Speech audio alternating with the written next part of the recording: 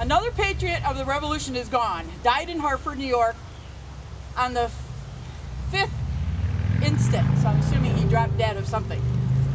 Samuel Taylor was 87 at that point in time. He was a native of Concord, Mass. and entered the Army in 1777 at the age of 14 years, 7 months. He joined under the command of General Gates at Fish Creek, and after the Battle of Bemis Heights, he was a presenter at the surrender of Burgoyne. He was subsequently, I'm going to read exactly what was written in this letter.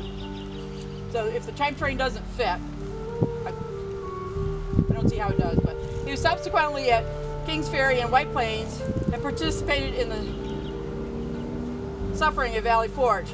More than 70 years afterward, he describes the scene. We were in miserable huts, thinly clad, half of us without shoes and sometimes without provisions. With this, we were miserable in our accommodations, and our regiment were all inoculated for the smallpox. I can never think of the suffering we endured at the time without a cold shudder creeping through my veins. On another occasion, he said, I traveled over Chester County by night in an hourly expectation of being shot by the Tories. And later in the same document, we retreated to Bedford, where we lay until the 17th of December. I had been barefoot for about 6 weeks. I traveled in the state from Bedford to Fishkill, a distance of 60 miles. There was no snow, but the ground was frozen and exceedingly rough. Later in the year, he was on the scorching field in Monmouth, which is New Jersey, isn't it? Yeah. Thank you.